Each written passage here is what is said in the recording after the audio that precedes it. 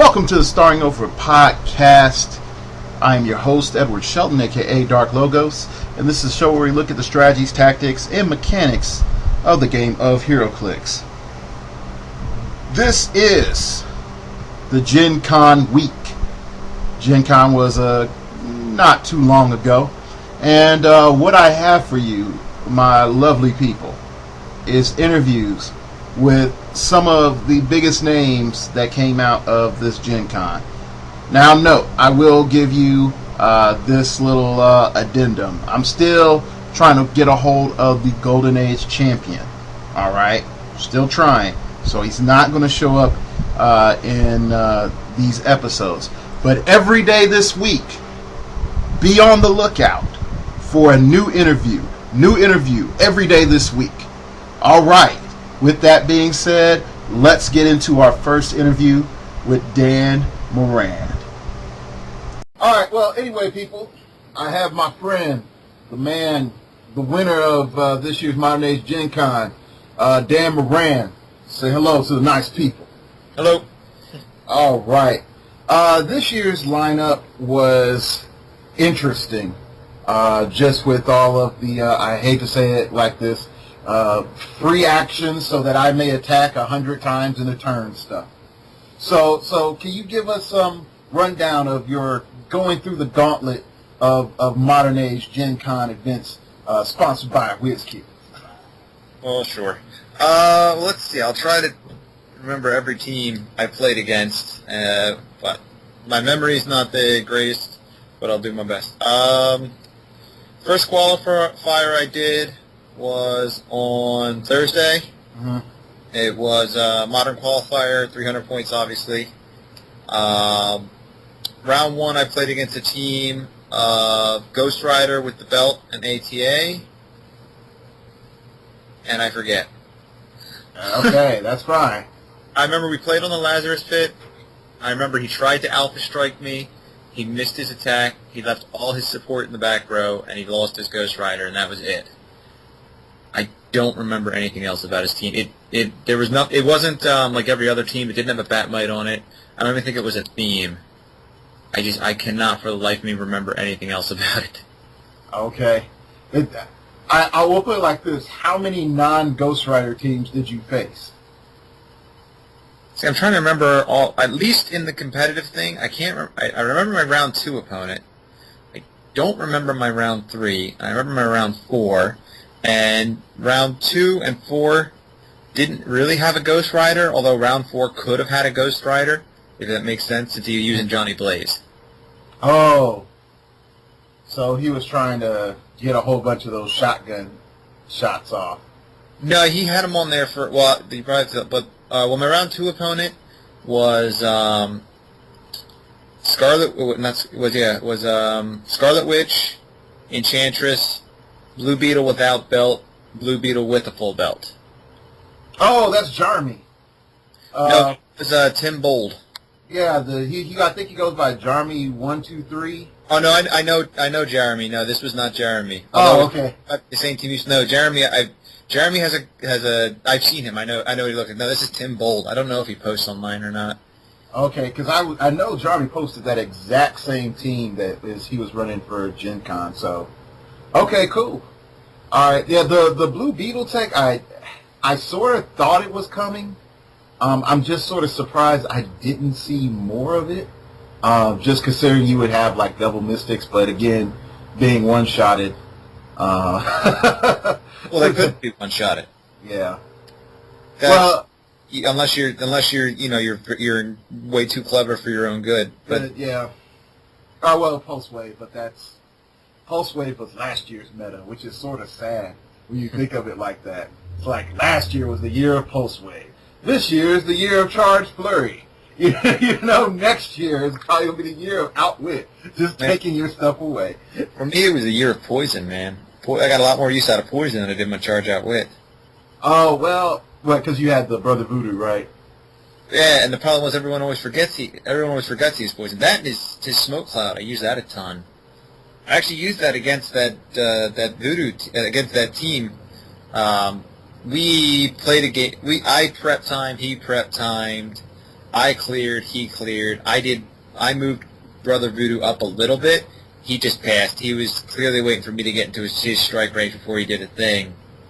So I had Brother Voodoo hero's move around the back of his force to, and I should have poisoned, because I realized afterwards, when someone pulled it against me, that free move is still the beginning, you could sort of poison afterwards, but whatever.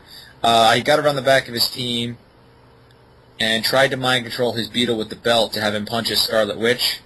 I missed it, but it was 11 on a 21, I think, which... Wow. 11 on a 20, so it wasn't like I was going to, but more importantly, Brother Voodoo was there to tie up his blue beetle and give him something to go at while I could get Ghost Rider set up. And I dropped a smoke cloud just to drop his attack by the one that I could get and give Brother Voodoo a little extra defense just for being in the smoke. Yeah. And he just...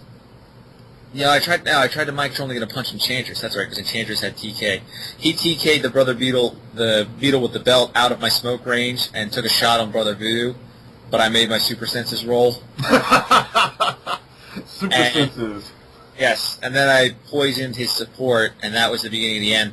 Ghost Rider charged and flurried the beetle with the belt. He sucked up the first attack with his trait, but the second one killed him.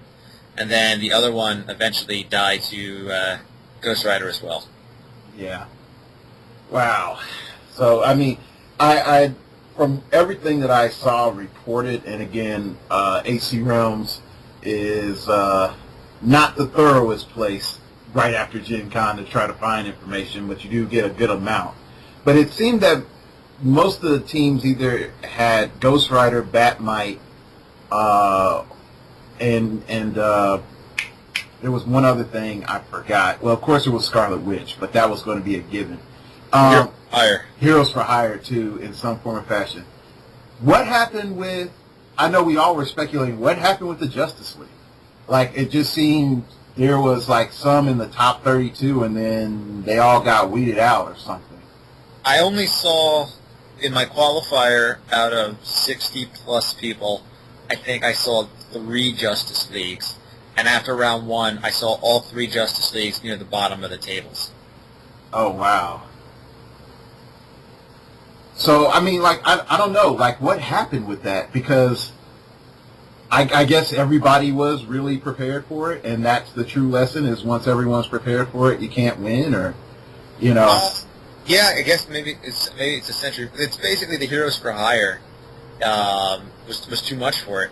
Because a lot of people were using either Iron Fist or like me using Ghost Rider and having one or more Heroes for Hire tokens. Basically, the Justice League, it might get, especially with Barrier, it's only going to get one shot. It's against your main attacker.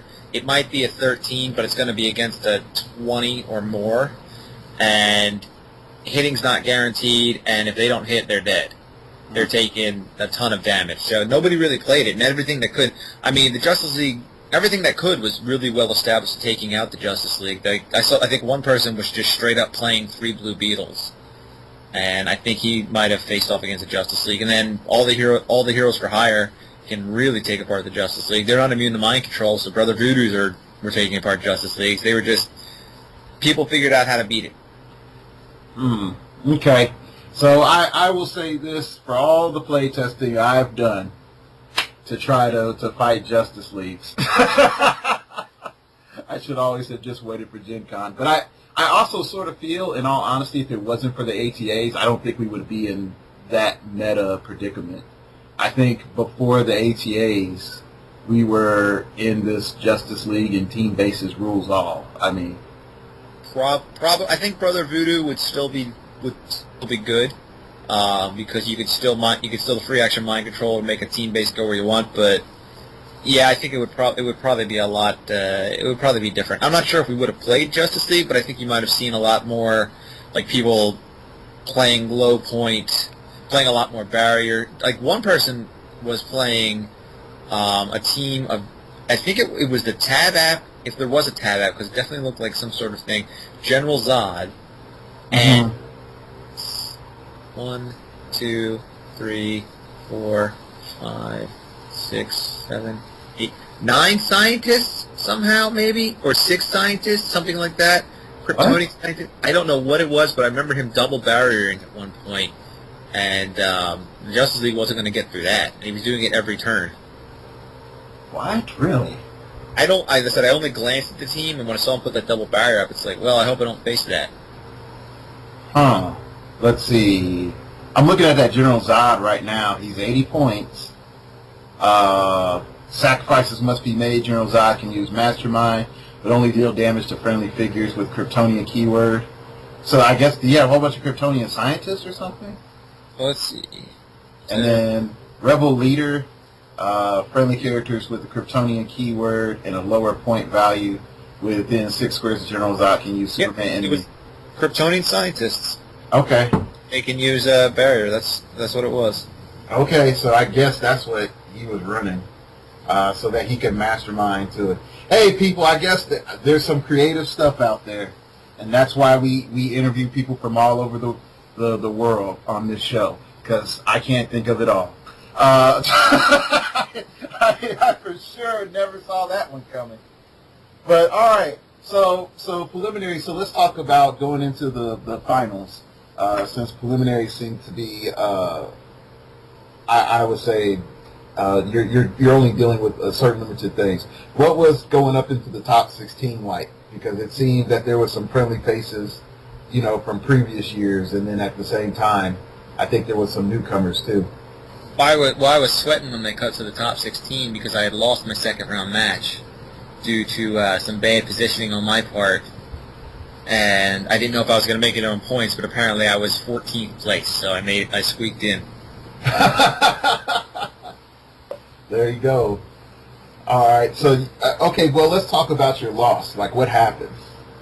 I was playing against George, and I have to. What it comes down to is I'm going to have to review how double base characters move. Mm-hmm. Because I made a move. His team was the DC 10th Lex Luthor. Yeah. At full points, a Bat Knight. Yeah. A full belt with the cowl and a bunch of other stuff on Lex Luthor. 2 GCPD autopiloted motorcycles with the GCPD ATA. Mm-hmm. The flock of bats that gets plasticity. Yeah. And 3 Pogs. Yeah. And what happened was I moved up my Ghost Rider to charge Flurry.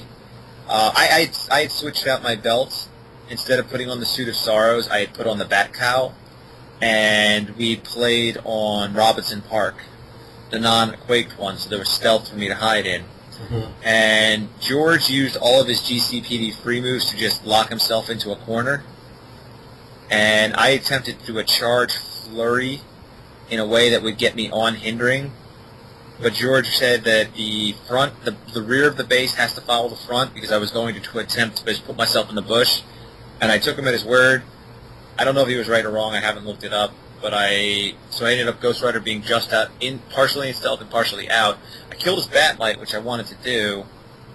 But then I didn't really know what the GCPD ATA did, which was free move at 4 squares. And when Lex gets to do a move action, Lex gets to use phase teleport. And when Lex gets to use phase teleport, Lex gets to use boom tube sneak attack. Yeah. And so he boom tubed me for 6 damage. It wasn't enough to kill Ghost Rider. I ended up on regen. Ended up getting Brother Voodoo to phase next to Lex, simply for the fact that now that he was next to Lex, he could Smoke Cloud as a free action, and suddenly Ghost Rider was in stealth, so that Lex couldn't see me to outwit me because he was on an outwit click. Oh. But the little plasticity flock of bats was next to Ghost Rider, and Ghost Rider was on his regen click and hit and killed Ghost Rider, and it came down to Scarlet Witch and Brother Voodoo versus a decent chunk of his team. And I did a pretty decent showing for myself, I think, going that Brother Voodoo made Lex Luthor kill basically his entire team, and I even managed to do 2 damage to Lex Luthor by getting him to be mind-controlled next to near Scarlet Witch for a Psy Blast, which pushed her because I needed the shape change, because otherwise Lex was going to murder her. Mm-hmm. Lex charged her, I missed my shape change, and she was gone. He didn't even take the Mystics because he turned off the Mystics. And Brother Voodoo on his first click versus Lex isn't a fair fight. So that was that.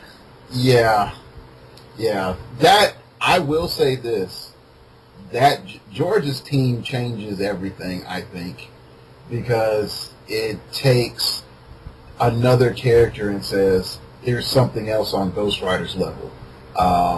Also, it brings in all of the anti-team based tech and then some. The one thing I do find as a bit of a problem is for an average person to get a Batmite, it's going to be like it's not doable.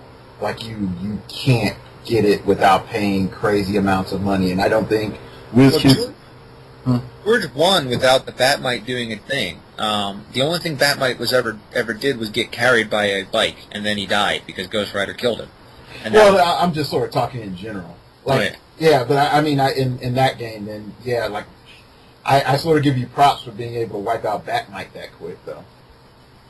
Yeah, I figured I didn't want Lex taking pot shots at me, but I didn't realize that I didn't realize what GCPD could do, and it cost me, so I lost that. But I still made it into top 14. Yeah, that GCPD team with George, and I'll have George on a different segment, people. Just being able to say, if you wanted to in one turn, to free move attack with, I think you could attack with the ATA, and then get another free move attack from Batmite, and then if you wanted to just normally attack, like that's ridiculous, and sit on that +2 stats until you do that last normal attack, or perpetually, free attack with Lex. So. And stay on plus stats. That's a bit crazy. All right, so going into top 4, what was the mindset then once you got there? Well, George had lost because he played against a team that thought outside the box and actually used a Bat Belt item. That's sort of sad we say that. Yeah, it's well, everyone's like, oh, I think someone said, who cares what was on the belt? They only exist to take away team abilities. And I think George will be able to tell it later because there was some controversy, and I'll let George tell the story. I'm not going to tell it for someone. Yeah. But so the guy used gas pellets and cleared out all of George's chaff, his pogs, his thing, everything, even his bikes, or even knocking his bikes off barrier with just the gas pellets. With the gas pump, because everything that's either next to it or in it takes a click of penetrating. Mm-hmm. And then it became down to Lex Luthor versus Iron Fist on click 1 and +2 everything flurry on the belt, and a Brother Voodoo, and Lex was done. Oh. Now I only partially saw. I was actually playing at this time. I was actually just facing a guy for the 3rd time in 2 days. Really? Yeah. So I was Yeah, that's actually it's a story. I played the guy in my finals of the qualifier, and I squeaked out a win because he crit missed. He got Ghost Rider. He got Ghost Rider good. Ghost Rider was dead, and he crit missed on an attack that made his Iron Fist take an extra click of Mystics, and that extra click of Mystics was enough to where Brother Voodoo could poison him over 2 turns and kill him before he could then do anything else. And then I played him in round 1 of Worlds when there were 32 of us, and I squeaked out another win because this time I missed a breakaway that might have made it not as close. And again, Ghost Rider, his Iron Fist got my Ghost Rider. He missed 1 attack, but he didn't crit miss. And again, it was the poison that got him. And then the 3rd time, he was like, "We meet again, my arch enemy." Well, the 3rd time, he basically said, "It's like I think at this point we could play each other's teams." But the 3rd time, it was not a squeaker because everything that had to happen. I should probably say what his team was. Yeah, his team was Iron Fist with a full belt and the ATA. Which Iron Fist? The Fear Itself Iron Fist. The basic one or the chain one? Basic one. Okay, cool. The White Ranger, people, shows up at Gen Con. Go ahead. He had the Bat Cycle, the piloted Bat Cycle, Johnny Blaze with the ATA, Okay. a Scarlet Witch, Scotty's Warbot, and a Damaged Warbot. And basically, he was playing. His team was vehicle tricks. I'll just call it. He was he would double power action Iron Fist. Iron Fist would jump into the bike, and then the bike would move somewhere, throwing down a smoke cloud. Mhm. Then next turn, if he had to, he'd move up the bike, free action, pop out Iron Fist, heroes move, heroes Iron Fist, or like he was popping people in and out of the bike. Our first game, and then in the second game, I made it a mission to kill that bike as soon as I could. Mhm. So I transported, moved, and killed it, but I missed my breakaway from his Warbot, which would have let me charge Flurry Iron Fist, and Iron Fist returned the favor. And then, so the third round we faced, I won map roll. We got on the Batcave map, and everything I had to do to win happened. I mind controlled his Scotty, his Warbot, to kill his Scarlet Witch. I transported, moved, and attacked his bike. Iron Fist was in it. Iron Fist took one and was ejected. I made my breakaway roll this time. Charged, flurried Iron Fist. Iron Fist was gone. Johnny Blaze, because someone was KO'd with the Sign of Fire, turned into Ghost Rider and ended up doing 2 clicks to my Ghost Rider, but that was all. After that, he was out. Yeah. What? Did he like Hellfire chain you? No, I don't remember how he ended up on his second click. Maybe I think I chained him. Oh. You know what? Yeah, he charged, flurried me, and he missed, and then I chained him. Oh. And because I chained him, I forgot about Penance Stare, and he was actually able to hit me for 2. When I thought, okay, I don't have to worry about him anymore. Okay. Okay. All right. So you faced your equivalent of Ash Ketchum. And you conquered the Elite Four to face your final nemesis at the end. But okay, so we get to the final round, and it seemed a little bit, from the novice opinion, mirror matches. But what were the differences? Because I know the other team, according to what I saw, had Ghost Rider, Full Belt, Batmite, Scarlet Witch, and the Motorcycle. CPD motorcycle. Is that the correct lineup? Yeah, and the Heroes for Hire ATA was better. Yeah. So with your team, and it all coming down, what was the first thing you thought when you saw that team? Well, I thought it was the same. I had fought a team like it earlier, but the team that I had fought before, instead of having Scarlet Witch, had Enchantress. So with TK and Batmite, he was going to get strike, and I knew when I saw that he didn't have TK that I thought I was going to be able to delay a Batmite attack, and it was definitely going to be safe for me to DPA. But I kind of had to do that anyway because the +2 stats are important.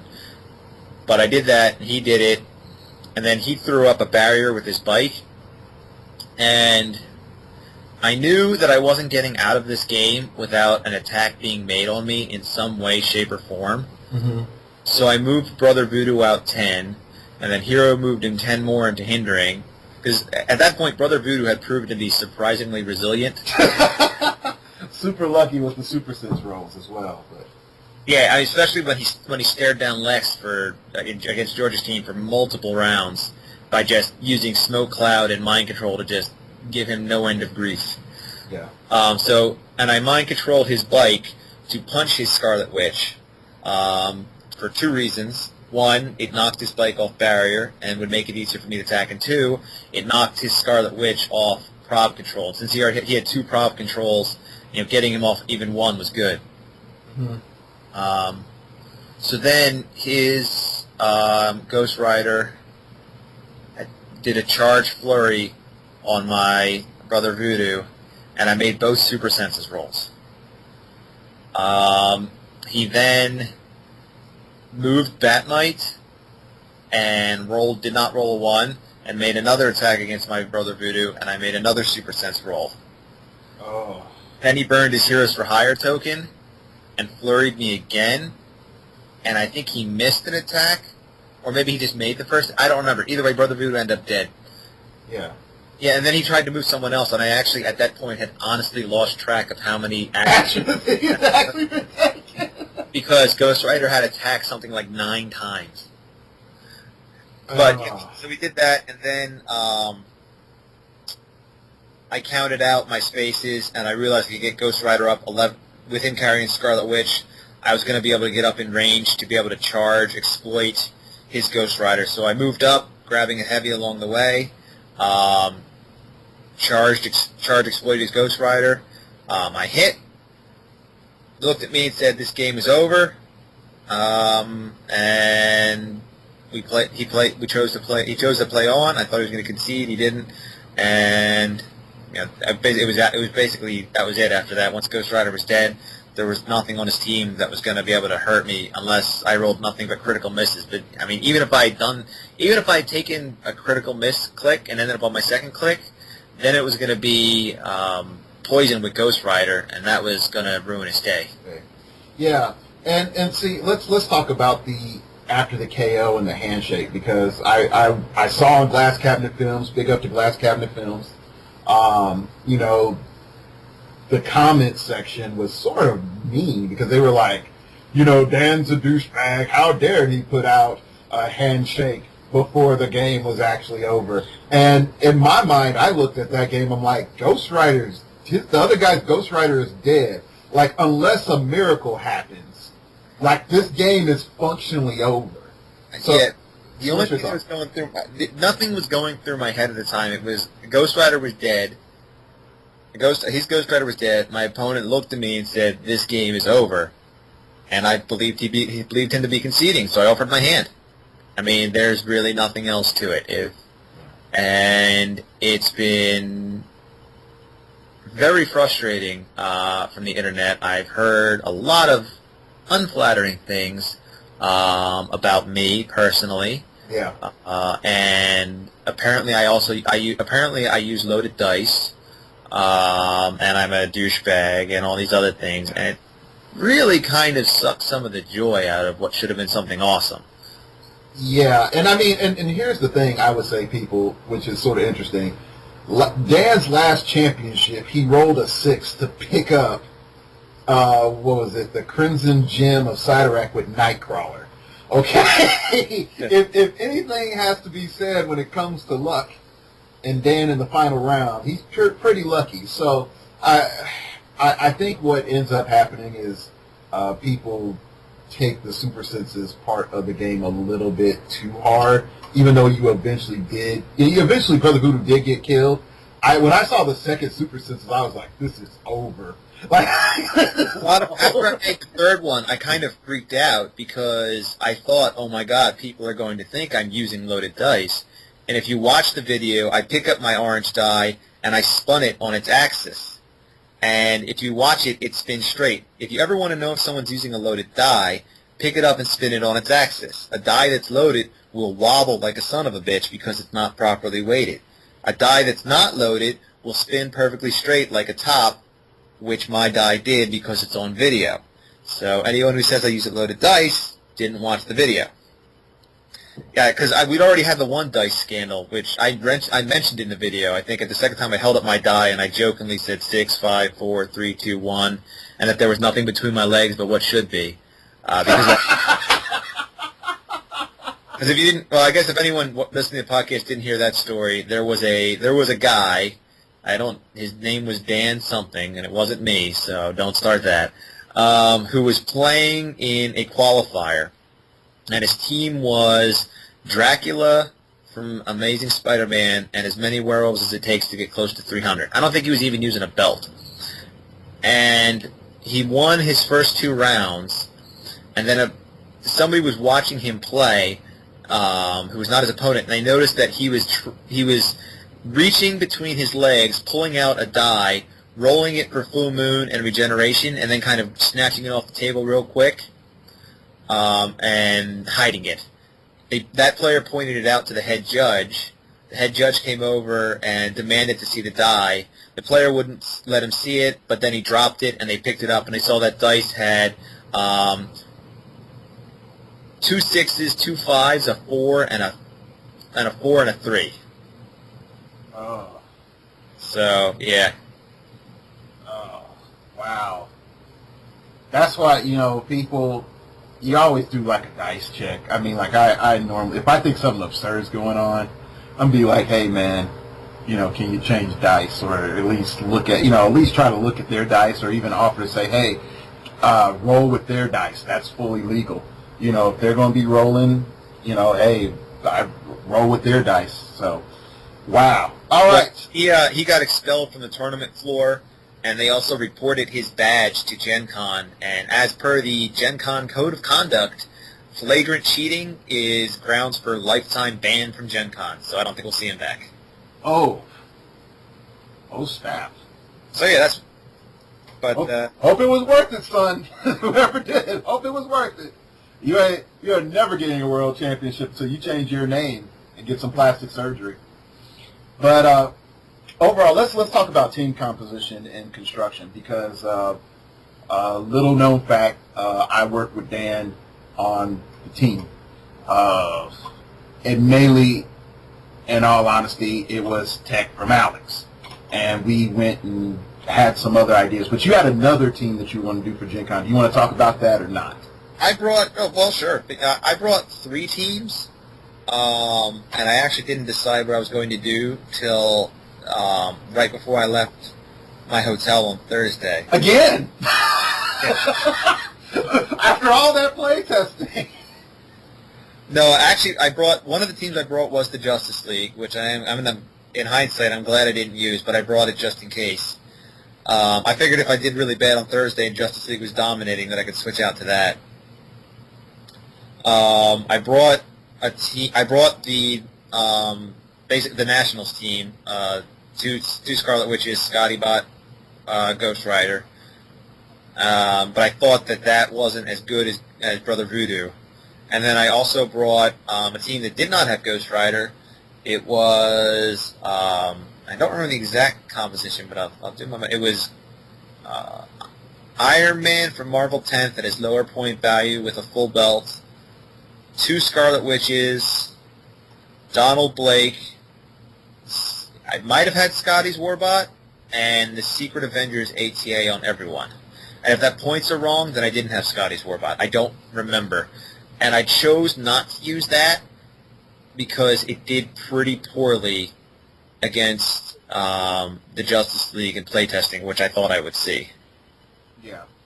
And the one thing about that Iron Man team that I thought was interesting was it still used a lot of the common mechanics, but it wasn't something I think a lot of people were expecting, and it would have hosed a lot of those Ghost Rider teams because they couldn't get next to him and do a ton of damage. I mean, they could wipe out the rest of his team, but they can't really hurt Iron Man, and Iron Man is just blasting them back for ridiculous amounts of damage. Well, there was one person who played a team of Iron Man plus Scarlet Witch, and that was their whole team. It might have even been 75 points Scarlet Witch, and I don't think he qualified.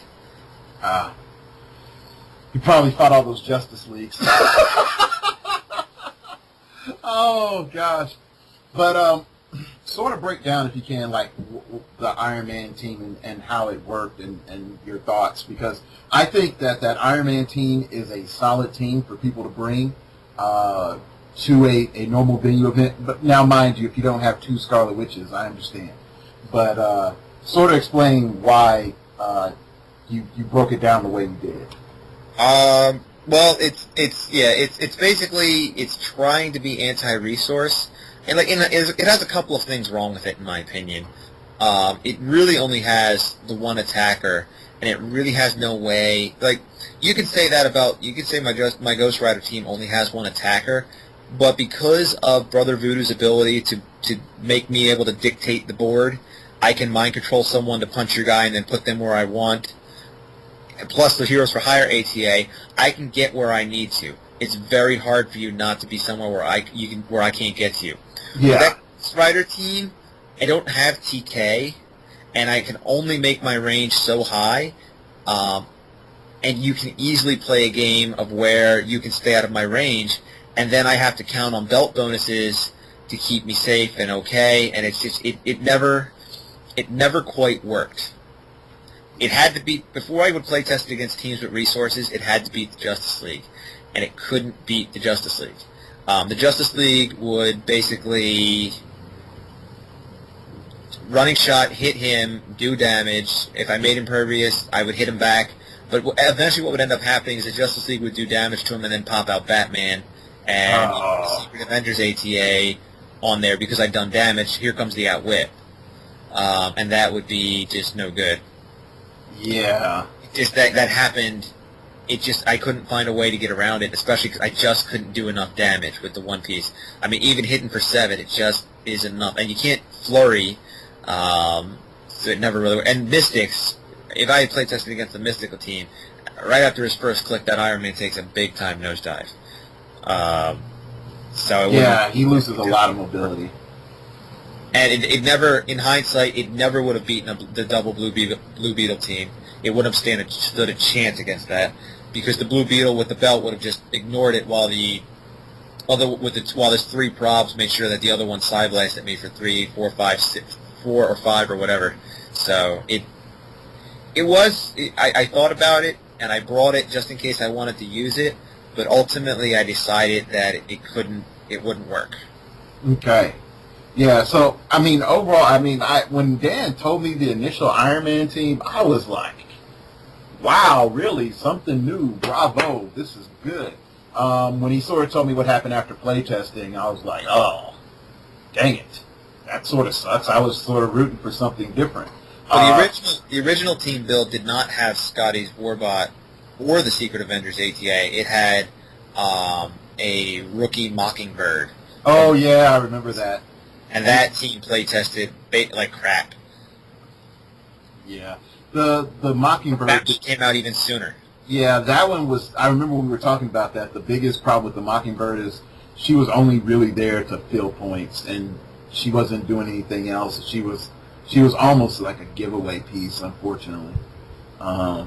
And that's one of the hard things to look at when you're looking at your team design review, is like, what do I really need, and what is just really a liability and not an asset at all. So, I mean, I play tested for almost 2.5 months straight, doing every weekend or so, and talking with people who I trusted in play testing.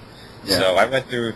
Like, if you're thinking, oh, he only after all time he had 4 teams, there were hundreds of variations of other teams which came and went, which I don't even remember, because it was my big flaw last year when I went didn't score, had the best title defense ever, where I didn't even win and score a single point, was I didn't play test enough. I play tested for like a week, found a team that could beat Sentry Void, said, okay, I'm done, and didn't play test against other teams, and found out that I had grossly underestimated how vulnerable I was to barrier, and then proceeded to face 2 barrier teams that wiped me. Yeah. And that's the thing. Like this year, he reached out to me. We talked. I threw him out my 2 cents. I know they having the national champ being in the same area was also useful as well. He and I know each other personally. We've played together for years. Yeah. So I mean, when you look at that, that's why you build up your friends and your networks, and even hit up random people up on HC Realms or other groups and sort of say, hey, what's going on in your meta. So you can get ideas. All right, I'd like to thank Dan for coming on. We do have other guests in this massive Gen Con special. So I will see you in part 2, and just guess who's going to be on. All right, see you in part 2. Thank you very much, and I'll see you there. I'm into comic books, figures on the wall. She's into looking good, Vicky C's catalog. And she loves my flaws, yeah, she's not ashamed. I'm a Peter Parker, she's my Mary Jane. She's my Mary Jane, she's my Mary Jane. She's my Mary Jane, she's my Mary Jane. She's my Mary Jane, she's my Mary Jane. I'm a Peter Parker, she's my Mary Jane. I'm a big nerd around her, but she's cool around me. Never knew how she found me. Electric, but she grounds me. And she loves my flaws, she accepts them all. When the darkness comes, I will get the call. I will swing